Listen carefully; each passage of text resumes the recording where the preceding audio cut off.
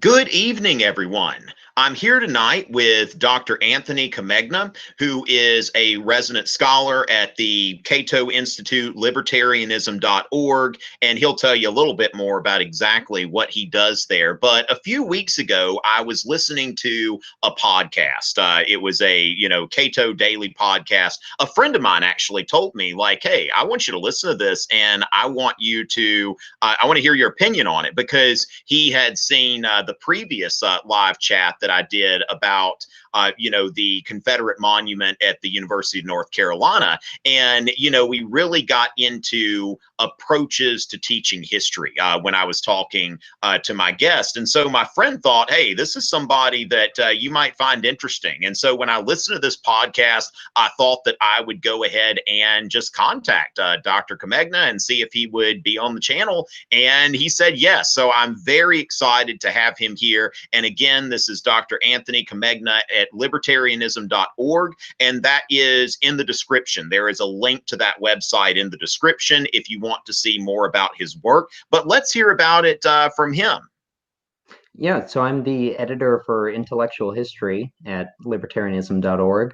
And my job is to build out our coverage of the history of libertarianism in particular. You call it classical liberalism, if you'd like. It's a very big, many hundreds of years long intellectual tradition, and it spans really world history. If you want to look at it in a slightly different way than I think most people usually do.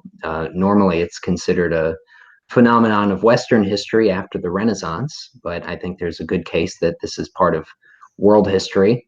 And so we are building out day by day our coverage of that kind of material from the past and what it means for readers in the present. So I do the Liberty Chronicles podcast, which comes out every week on Tuesdays. I do articles several times a week that usually take a primary source and put it into some sort of historical context for readers so that they can grapple with the sources of intellectual history themselves. And then we put those into book volumes that are handy tools for readers, researchers, teachers. They are like republished classics from the libertarian tradition and document readers. So we have lots of those out, and lots of great materials available for people interested in history of all sorts, really, to be found there. So I'd say definitely check it out. Okay, well, I plan to. I want to take a look at some of this stuff. And, I'll send that out to some of the teachers that I work with as well. And I guess, one thing that you identified there, and, this broadcast is more for my listeners, for my subscribers that are interested in history, not a whole lot of test prepping going on here. And in fact, we're probably going to be, we definitely will be critiquing some of that test prep culture. But you did mention classical liberalism, which is, of course, one of the things that students need to learn about in AP European history. It played a big deal in the American founding, this thinking of the Enlightenment. And so as far as that goes, and of course, everybody in history is coming from, that does history is coming from a certain perspective. So Anthony, what is the libertarian, when you identify yourself as a libertarian, what does that mean? And specifically, what does that mean for the way that you approach the teaching of history? Because it sounds like you're making a lot of materials to support history education. So, explain that to the audience here. What is libertarianism, and how does that philosophy impact your goal as a historian? Yeah, so as a philosophy, I think that, to me at least, I mean, libertarianism, just like any other political philosophy, means a lot of different things to a lot of different people. But to me personally, the core of it is individualism. That you think about people as individuals first and foremost, not as members of various different groups or collective identities. So that's from nationalism on down to, race and age and all sorts of other categorical ways of thinking about people. Libertarians think about individuals first and foremost. And then we have a preference that individuals be allowed to live as freely as possible so that it doesn't interfere with other people. So, whatever you feel like doing in your personal life, you're perfectly well allowed to do that. We don't mind. The only place that we draw the line is if you use physical force and aggression against other people. And then really you have set yourself outside the bounds of a moral community. And that's really it. There's a lot of different places that libertarians take it from there. A lot of implications from those very basic ideas. But to me, that's the essential core of it, thinking about people as individuals and really valuing them as such. And then as a historian, I take that perspective to my work in that I think it's important to think about the past in very, very broad terms as really the actions of 20, I think it is 20 billion different people now over the course of world history have lived and died, something like that, somewhere around there. All of those individuals have contributed somehow, and yet the only things that we tend to learn about are the absolute elite upper echelons of society, the people really who exercise the most political power. And so I see no particular reason to do that. It's not powerful people that really produce change. It's average, everyday people. All those nameless, faceless individuals out there who never leave a document. We need to do the best we can to uncover their stories and find out their contributions too. So a lot of what I do is what historians call history from below. But then also there's just a special consideration and care for the history of liberty as a set of intellectual concepts, as a set of practices in daily life, the challenges that we all face just trying to live through the day in a productive and peaceful way. There are all sorts of social and political forces that push themselves on us and try to dictate our behavior, and people resist that. And to me, that's the real exciting basis of history stories and narratives, that struggle between the individual just trying to live peacefully as an individual, and then all sorts of different forces from outside trying to control their behavior.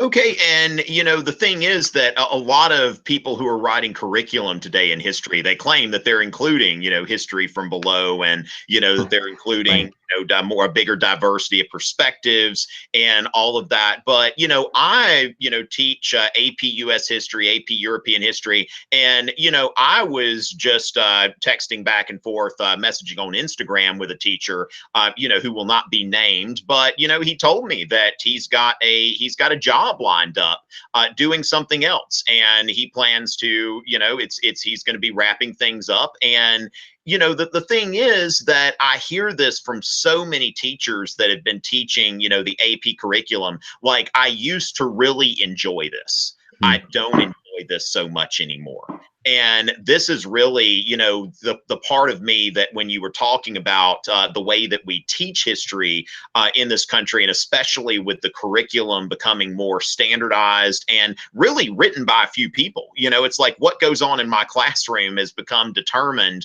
more by, a small group of people that get together and decide what's going to be on a test. And so to those teachers that are burned out, we think like, hey, I'd really like to kind of delve into this topic. Maybe I'd like for my students to do some individual research. What is this something that is, causing teachers to lose enjoyment in teaching history from your perspective? Well, see, I don't know many high school teachers, so I don't know that I could speak to the kinds of struggles that they face every day in the classroom. I mean, I'm more familiar with teaching college and the kinds of struggles that college professors face, which is sometimes awfully different than in high school. But if I had to take a guess at it, I'd say that there is a lot of awareness in the academic community writ large that we don't actually teach history in history classes. And that's not just things like teaching to the test, but it's just using a textbook, having timelines, right, with political dates on it, and wars and battles and stuff in your timeline. All of those kinds of things are not really what history is. And I think there's a certain level of awareness of that as an intellectual matter, but yet we don't know how to teach history differently. This is how it's always been taught since really, Herodotus almost. Uh, History has always been a series of dates that relate to the state, to powerful people, to people with money, people with power, cultural, social power, people in the church or whatever. And yet, we really know that that's not actually what it's all about. That there are lots of stories to be told elsewhere. We just don't know how to tell them, and we don't have textbooks written for that. It wouldn't even make much sense to write a textbook like that. It would kind of make more sense to have students troll Wikipedia for a while and talk about that, So Yes. maybe that has something to do with it, but I honestly would have to talk to more high school teachers and find out. Yeah, I think you're hitting something, because when you say, like, if we just let students loose on Wikipedia or something like that, and what are they finding? What do they want to talk more about? Because Yeah. I find myself, which I do a lot of test prepping online, and when I have to say 1607 was an important year, I'm telling them this is important. I'm telling them what's important because it's been determined. These are the major events that you need to know, and these are the New England colonies. Nothing's going to come up about Connecticut. It's like, well, what if a student's interested in the colonial history of Connecticut? But there's really not a lot of room for me to decide what to emphasize, because this has already been so thoroughly mapped out. I mean, if you look at what a teacher has to do for these AP courses, and I'm somebody who is very invested in this format, but at the same time, it's just like this, and this is important. And then you don't really have a lot of time to delve in or get students to to say, look, I want you to launch an independent inquiry. Okay. So one thing that is of special interest to me, I suppose, and your podcast, I heard in the wake of, what had happened at UNC, where those students, pulled down this statue. And now you and I had a conversation, before the broadcast, where we have different views of those monuments, and you seem to be an iconoclast in general. Because Yes. when you erect a monument, you were explaining to me that you basically immortalize one person who was temporary and have them represent this big thing. But I wonder, like, between all of those people who were outside, like, protesting that monument, and the people who actually had a hand in pulling this monument down, how many independent inquiries into the history of the Civil War were represented there? Or was it, more just, hey, look, I read this snippet, and, or my teacher told me to read this document, and, they've never really been let loose to come to a conclusion for themselves about what the Civil War means. And there are plenty of teachers that'll tell you that, oh, there are some subjects where I let students come to their own conclusion, but on this one, no. They don't need to come to their own conclusion about that. I need to basically tell them what the scholarly consensus is on this and what documents they need to look at, rather than, because the thing is, if we were just to take a bunch of Civil War documents and just randomly shuffle them and throw them on the floor, and students were to pick random documents up, they would come up with, all kinds of different impressions, all kinds of different perspectives. But instead, I see, like, and in the case of the Silent Sam monument, it was a PhD student who was, in the archive doing the work of a historian, but he came across a particular quote from a speech that was, given at the dedication of that statue. And he wrote to the campus newspaper and was like, oh, here's a historian's perspective. But it's just basically this quote with little to no context given, not even anything about, like, who this guy was or anything like that. But here is a quote that's going to get people riled up, and, people rally behind this one quote. And there you see that it, just people have come to their conclusions based on what somebody told them. And that really, to me, it's a bit I don't know. I feel like we're discouraging students from, actually delving into, really deeply into history when we don't allow them to, really, when we tell them what it means. Like, I think in a lot of cases, we see our jobs as to convey meaning to them and to help them come to a conclusion with very little information, which, as I understand, that's not the work of somebody that's going to be doing PhD studies or something like that. I don't know. I mean, I think that in the end, most graduate students come out of their degree, their PhD, just the same as they ever were, just thinking just the same about history. Now, I think that the very greatest lesson you can learn when doing a PhD, which really does make a difference because of the intensity of the amount of research that you're doing. The most important thing that you can pick up from that is how little you know about the subject you're looking at. And it's not possible to learn as much as you would need to learn to really be telling the truth about it. To really be telling actually what happened in the past, it's totally not possible. Forget about that. Recognize how little you know and move from there. And most people, I don't think, come out of graduate school feeling that way. And so they're very confident in the history that they're writing, and they think it is the capital T truth. And, progressive as they might be, they are still writing history like medieval chroniclers or people in medieval universities. And there's not as much recognition as there should be that history is something that is self-expressive of the historian just as much as it is an expression of what happened in the past. That it's something written by a subject. It's a subjective field. It's not objective science we're doing here.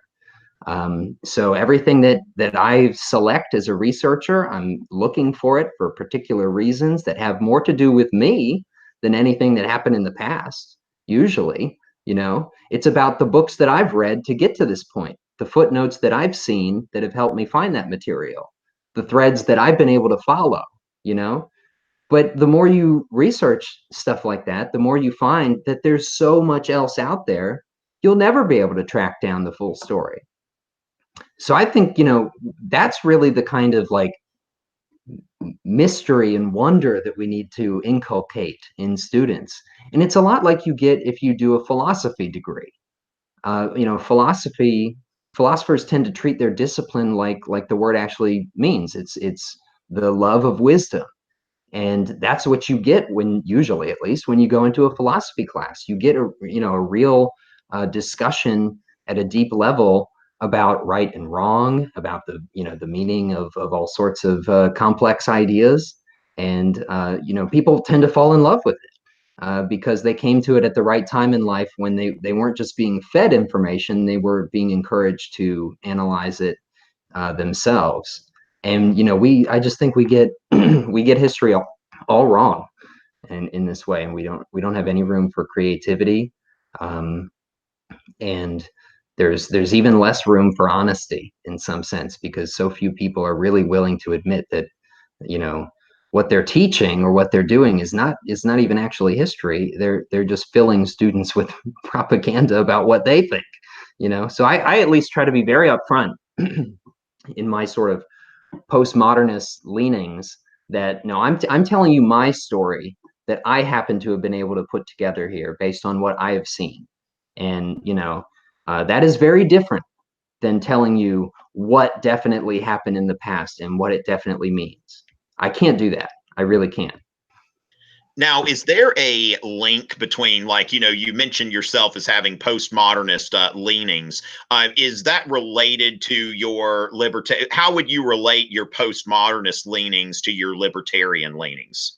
I would do it very lightly because I'm not that much of a postmodernist. Like I didn't spend much time reading about it in graduate school or anything like that. But the basics of the theory appeal to me for the reason that libertarians are also subjectivists. We recognize that every individual is a subject. They experience the universe from their own point of view. And it's special and unique for that reason. And everything that we value about the world, we value it as a unique individual with their own subjective experience of the world. Postmodernists also think that, and so I'm friendly to a lot of their ideas, and especially their approach to a discipline like history, because all of that sort of squishiness of subjectivity turns out to make for really captivating stories about human liberty too. Okay, so yeah, so the thing is, like, postmodernism is more of an approach than a Yes. which as a libertarian, you have a philosophy, like you consider liberty as the most important thing, whereas that's not necessarily, yeah. But I can really sympathize with this in a sense, because I see when I talk about things like controversial subjects in history, especially, that you see that where somebody's coming from has a lot to do with their own life experience. And it sounds like a lot of people have tried to turn history into some sort of branch of science, when it has a lot more to do with, a lot more in common with philosophy. It's supposed to, like, expand the brain, that the historian should be in a situation where, yeah. I've talked to a lot of, a lot of PhD historians who will admit what you have said, that, like, the more you read into it, the less you feel like you know. But then again, if you want to be an authority on something, you have to appear certain about it. Or Right. else, I mean, because if you go, out in public and you say, I've researched this, and the more I'm reading about it, the less I feel like I know, then people aren't, oh, well, they want to listen to somebody who's an authority who will tell them Yeah. what it is, tell me what this means, Right. rather than, I think that people, because I consider myself somewhat of an existentialist, in that, I mean, this kind of existentialist postmodernist approach to history, in the sense that, yeah, I mean, it's like the conclusion I come to at the end of the day is my truth. I mean, I'll tell my students sometimes, I tell them in class, I'm like, I may be soapboxing a little bit, and if I am, y'all just call me on it, because, oh, I don't think were we expecting anybody to join us? Okay. All right. So yeah, that was bizarre. Okay, but the thing is that, the conclusion I come to is my truth. And I find, especially in the field of Civil War history, that, people say, oh, well, the professionals tend to say this. And so it's like, basically, you get this sort of orthodoxy that materializes. But then again, with any kind of with any kind of historical event or phenomenon, those interpretations change over time. And Yeah. so, you look back, and like 30 years ago, people were saying this, 60 years ago, this, 100 years ago, this. But then there are people who want to think that, oh, well, we have a certain interpretation right now, and we can give them that. Now, the thing is, ladies and gentlemen, those of you who are watching, looks like we've got some people with us right now, at Tom Richey, or at Dr. Loco Foco, which, if you go to at Tom Richey, you will see that. That would be kind. You know what? Let me just, because this is something that, like, I mean, I've seen this as almost a footnote in a textbook, but I've never even Googled this. Okay, but I think that if I were to look through, if I were to look through the index of a book, I might find, like, the Loco Foco movement somewhere. Tell me about this, because this is something that I'm sure has kind of informed your approach to history. So, for any U.S. history students watching, this would be interesting to hear about. Yeah, I guess it's a little bit of a story, because it is such an understudied topic that you would really never run across unless you were looking for it. So the Loco Focos were a group of radical Jacksonian Democrats who first popped up in the mid 1830s, let's say 1835, just to give a safe date. Although they had their origins a little bit earlier in the workingmen's parties of 1828. But as Loco Focos, they popped up onto the scene in 1835. And they were around, I would argue, in a strong way until the late 1850s, when most of them became Republicans. But some of them lingered along until the late end of the 19th century, now without their old movement anymore. So the term locofoco is really used most in the 1830s to the 1850s, and it refers to this radical group of Jacksonians. And what they did that was so important is they took the Jackson Democrats' anti-monopoly, anti-corporation arguments, and they fused them with anti-slavery arguments that the abolitionists were making in the 1830s especially. And they came up with this powerful new ideological movement that traveled across the country over the next couple decades and had major influences on all of the parties and movements that we're much more familiar with, like the Free Soilers, or as I said, the Republicans. All over, I started in college. I was very, very interested in Jacksonian America, and I was looking for a subject for my honors thesis. I was a young libertarian student looking for anything libertarian to write about. And I found this collection of documents by a newspaper editor named William Leggett from 1830s New York City. Just plucked it off the shelf in a library. And I read it and I was fascinated. I loved it. I had to find out more about these people and this movement. And I guess I spent, I don't know, the next 10 years sorting out their story and trying to figure out what actually happened in this movement that, like you said, you might find as a footnote here and there in a book. But that's it. No, and I think it's really that historians just don't care. They're not interested in the history of libertarianism like that. So, I would argue that we're all familiar with the term libertarian by now in the 20th century. Americans first started using it in round about the 1870s. It was a European word before that, but before Americans used the word libertarian, it was locofoco. And to me, it's very important to fill in the prehistory of my own, intellectual and political ideas so I can better sort them out in the present. And so I've sort of made it my mission to figure out the history of locofocoism as best I can and bring it back into common parlance and have people debating these folks once again. Okay, now that's interesting because I've said like for me, I mean I tend to be I dabble pretty heavily in classical liberalism and such and yeah, the locofocos. Now I'd be interested to know like where the name comes from because it sounds like some crazy people. Like you think it's like the loco. I think part of the reason I never really, I'm like who are these people? And so that's kind of interesting there. That yeah, where did the name come from? So the name comes from the radical Jacksonians in New York City. They were fed up with the party because after Jackson's bank war was successful and the Bank of the United States charter was dead, or at least it was sort of a zombie waiting to die officially, they wanted the bank war extended down to the state level. And they wanted the Jacksonians and the Democratic Party to kill all the state banks as well, because they were monopoly institutions just like the US bank, and they distorted the economy. They made a business cycle. They made prices rise higher for stable commodities like bread. And it hurt working people in places like New York City in particular. So they wanted a bank war at the state levels too. But the problem was a lot of those state banks were run by high-placed Democrats and people who were very friendly to the state Democratic parties.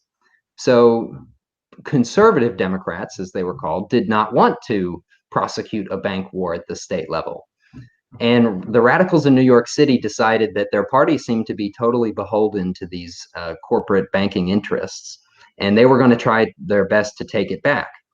So they plotted in secret a couple months and a few weeks before to have unexpectedly huge numbers of people swarm into one of the county nominating conventions at Tammany Hall. And they were going to, they figured, well, there are going to be some kind of dirty tricks that the party tries to play against us. So we're going to come packed with, have our pockets packed with matches and candles in case they shut the lights off on us. So they get huge numbers of people secretly plan to storm this nominating convention and take it over with their numbers and put out a firm anti-monopoly set of candidates for office and take over the state Democratic Party by force of numbers, Jacksonian democracy, They get there, and it's people pressing into Tammany Hall, a huge crowd. They can't shut the doors, and the party is freaking out because they know they're going to be outnumbered and they won't be able to get their pro-bank candidates in. So they declare the nominations closed without making any. They try to leave the hall, and the Locofocos, or they're not called that yet, they're just the radicals. They're still cramming into Tammany Hall, trying to take over this convention. They take over the chair, so they're in control of proceedings now. The conservatives have declared the meeting closed, and they abandon Tammany Hall. They run out and turn the lights off, just like they thought they might. So our heroes break out their matches and candles, and they light their convention by candlelight, and they make their nominations of radicals, and they publish it the next day. And then they all go out into the street, and they have a parade down the streets of New York, and they go their separate ways. The next day, the press, Jacksonian press and the Whig press, both attack them viciously with all sorts of terrible names, among which is Locofoco Party, because that's the word for the new friction matches that they use to light the convention. Wow. It comes from the Italian words for fire in motion, which I don't know well enough to tell you, but Locofoco is the American bastardization of it. And they took that as a badge of honor. That was the sign that they're not beholden to this corrupt party and its dictatorial nominating system, and that they were insistent to literally change, to stand there and change world history by refusing to participate in this new party system like they were expected to do. So I love them. I love those people. Yeah, this is bad. Like I didn't know the story, and this is another thing. I mean, as a high school teacher, I mean, I had a colleague at one point that when I started working with that colleague, it's not somebody I work with anymore, but the students would say that this teacher tells such great stories, but then as the state test became more of an important thing and became 1/5 of students' grade, he didn't tell as many stories. It's like, this is, I think, what teachers like. When I'm listening to you tell this story, I'm like, wow, this is really fascinating. And then I'm already kind of, spinning some things in my head. I mean, I can see where you chose this because, this reminds me of like the Ron Paul movement back in 2008 and 2012, that it's like, he was challenging this party structure, and, anybody that, there were Republicans who said, oh, I don't try to debate,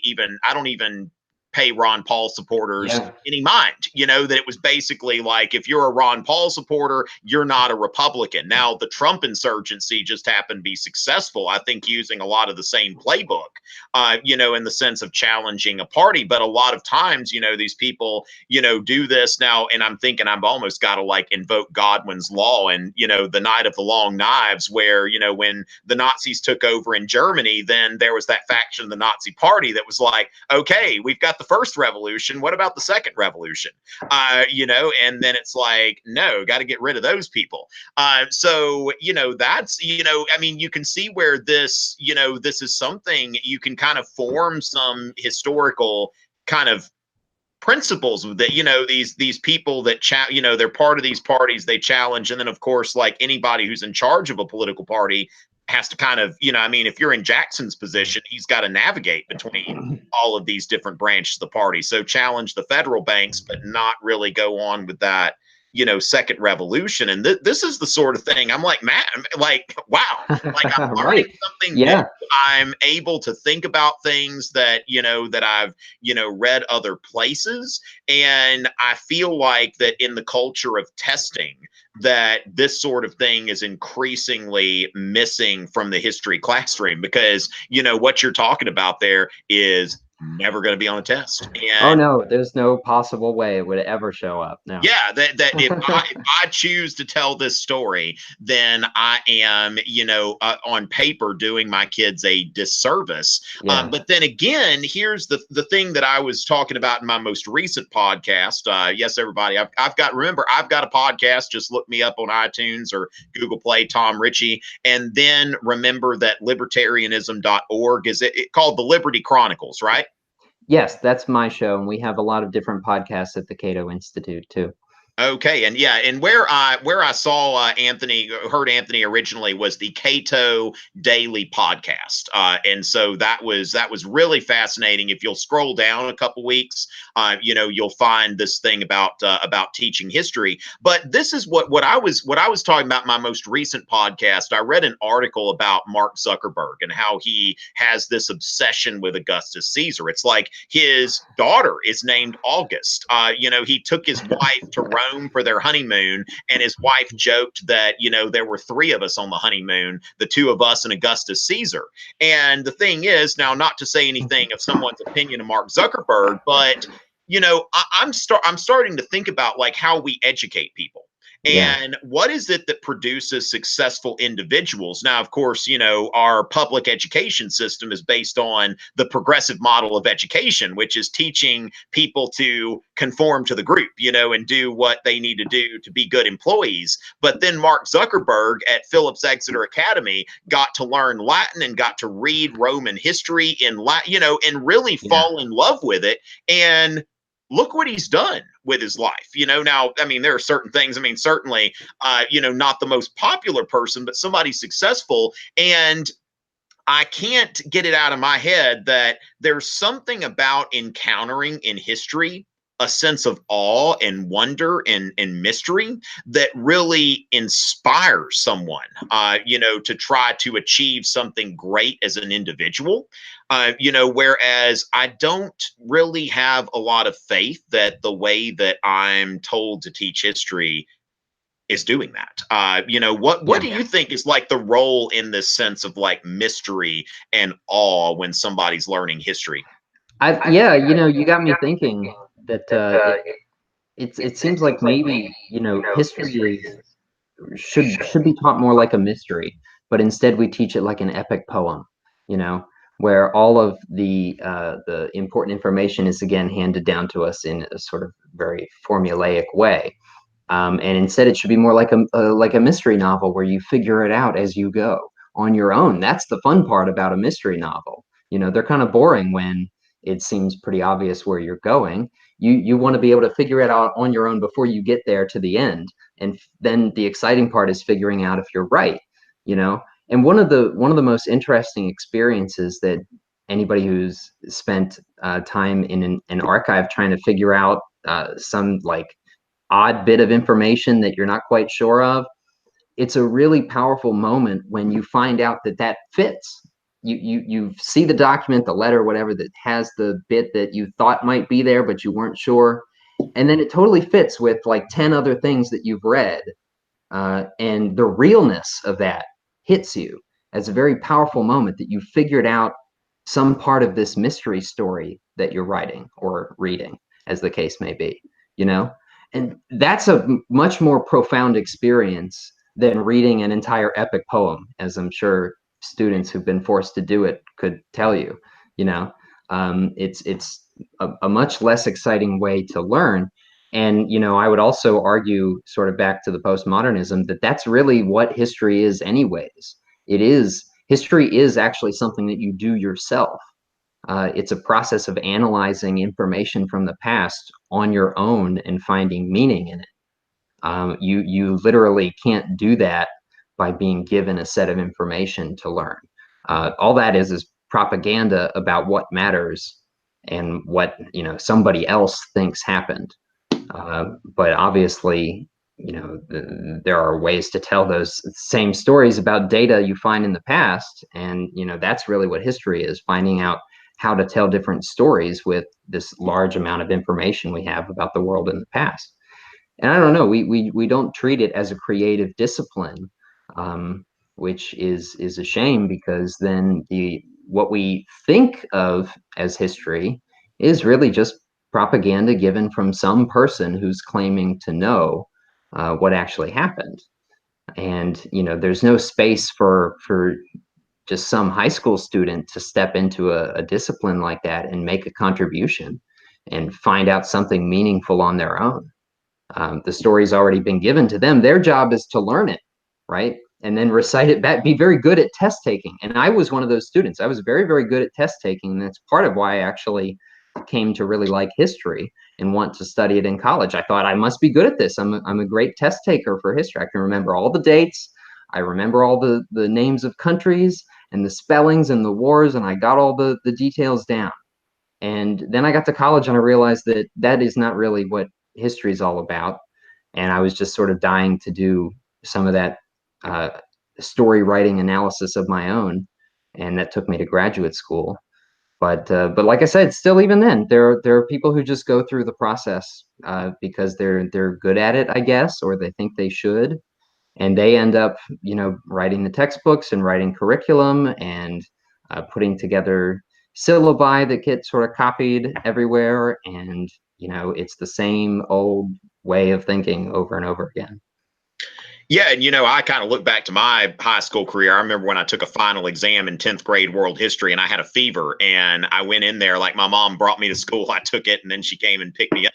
And I made 98%. It was the highest grade in the class. I had a fever, and I was like, I'm pretty good at this, I suppose. But then, yeah, you get to realize that. Now, when you're talking about like being in the archive and discovering something, it's like that was your personal achievement, and Yeah, that's to me like these kids, like the idea of them getting it. Now, there are sometimes like what seems to be kind of in vogue now is like, and I do this in my classroom. I'm not saying other people do it, that students are looking at primary sources, but primary sources that the teacher or whatever other authority or the curriculum is picked out for them to analyze. And of course, they're expected to reach certain conclusions. So you have kind of the illusion of research and independence when really they're just reading the same thing that everybody else is reading. But I think about too, speaking of reading, is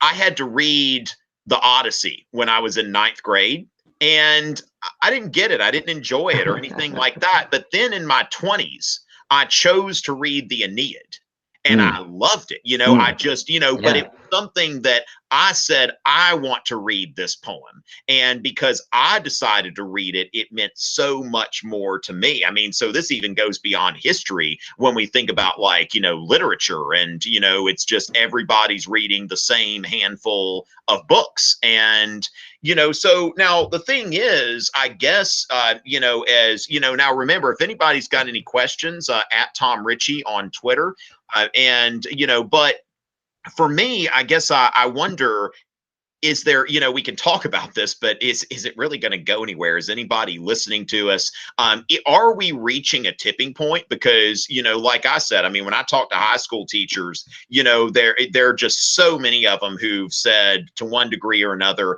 I used to enjoy this, I don't enjoy it anymore, and whether they have, quit teaching altogether, or they, I know some teachers, when the AP history exams were redesigned, they decided, what, I'm going to let somebody else take this course. I really don't want to do this because it just gets to be so regimented. Is there any hope, or are we just kind of, just talking about something that doesn't have a solution? Yeah, I mean, I don't know as far as high school teachers are concerned. Again, geez, I hope there's hope out there for them. I don't know, but then again, I mean, look at the system that we're talking about. It's not exactly something that's tailored to foster creativity. I I don't shy away from expressing this sort of an opinion, a libertarian that I am. It's a prison system more than anything else. It's a very expensive waiting room, I guess, at the most charitable. School is not really a good place to learn anything of value. And I'm personally of the opinion that you don't learn much that's actually even true until you're at least college age. And I really don't see much value in the kinds of things that we learn before that, except extremely basic skills like literacy and numeracy, perhaps a few other things. The kind of socialization that you get in school is obviously very important, but the content that you learn is basically propaganda of one form or another, or it's stuff that is totally useless to you in actuality. And if we let people alone, I'm not an educator like that, at least not anymore. I don't know anything. But go ahead. We want to hear what you have to say. I don't know the proper way to educate children. That's what I'm trying to say. But I do think that history, at least, has to be something that is taught only to adults, that of their own volition too. It's not something that children should be made to learn, because if that's what you're doing, if you're making them learn it, they're not doing history. They're learning your propaganda. Um, so it really should be something that they, books they pluck off the shelf themselves, a curriculum they set for themselves. It's independent learning up until college, and then take history courses if you're interested, just like people take philosophy courses. It's very rare that you'll find philosophy courses offered in high school. I think that's probably for very good reason.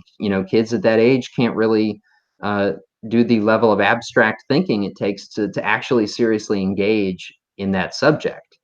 You have to be able to understand, for example, what it means that a person produces a history. And that changes everything about the book that you're reading, you know? As far as like the matter of hope and the matter of who produces truth, H.L. Mencken was a 20th century journalist who had a lot to say about both of these subjects, and he was just a brilliant writer, wonderful For those person. of you listening that are, in AP US history, this is the journalist who he'll actually show up in your AP US history, perhaps for the Scopes monkey trial. That's right. Really how he made his claim to fame. But he was also a noted libertarian. Yeah. So tell us a little more about H.L. Mencken. He's just a fantastic writer, and he was a brilliant guy. And he had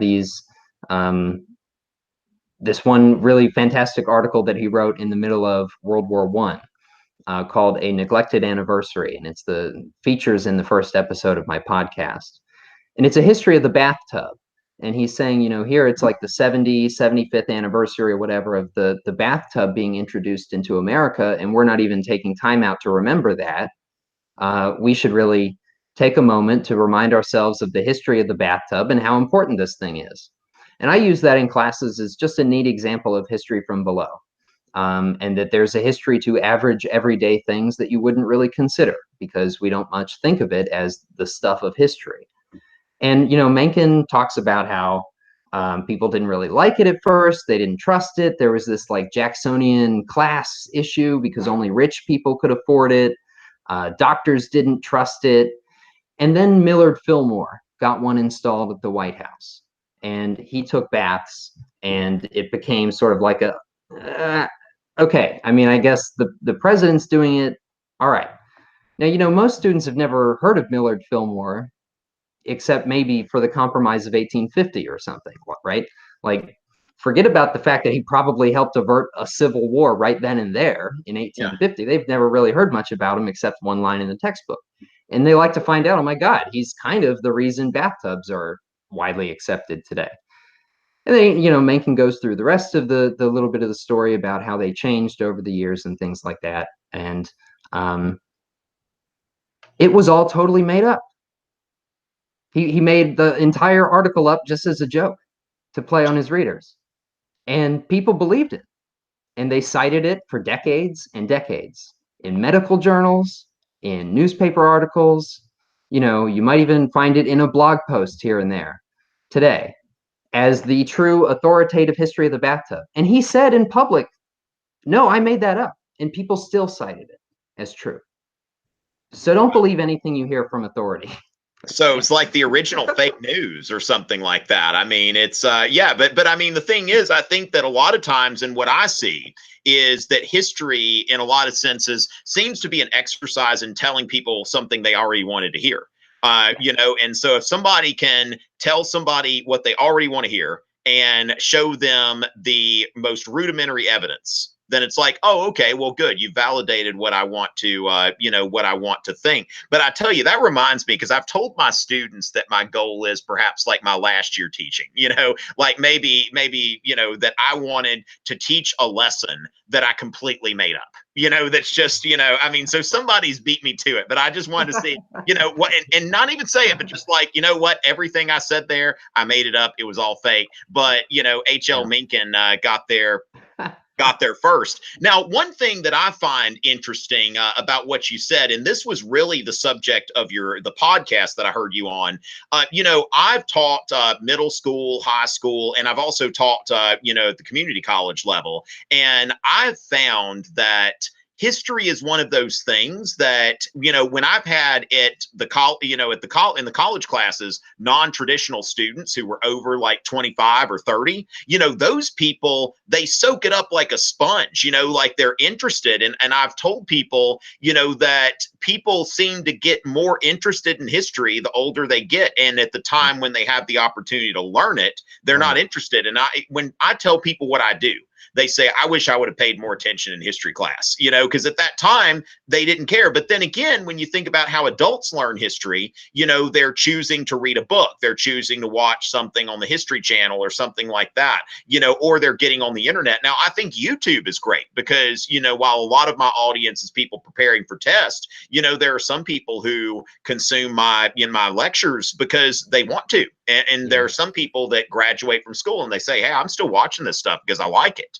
And, if we were really in some sort of ideal society, it's almost like history teachers would be employed to teach adults, like to teach night courses to adults or to help, adults, inquire into things that they want to inquire about. So at least I guess perhaps the hope is that we have the technological resources to reach adults who are intellectually curious, and they can find things even if we can't really change things at the at the high school or the college level. I think that when I talk about the books that I like the the Aeneid, where I'm like, hey, I loved it, but you know what, I chose to read it because I wanted to know it. And that to me is something that, hopefully we'll cultivate. But it was interesting to hear you say that, like, basically my job teaching history to, 14 to 18-year-olds is really of, little use to society besides propagandizing and possibly teaching people how to write in an organized manner. So, yeah, I'm glad that you brought that into the conversation. No, I mean, hey, that point about writing is very, very good because I think you do learn it best in a history class. And history teachers that really focus on writing, in my experience, they're the best teachers too, because they understand why history actually matters to people, and they're trying to get you to be able to do that on your own by engaging in the sources and being a writer, producing your own ideas. So to me, that again is the core of what you're actually doing when you do history. It is a product of you just as much as it is of stuff that happened in the past, because you go out and find all of that stuff to put together. But back to your point about like hope and for high school teachers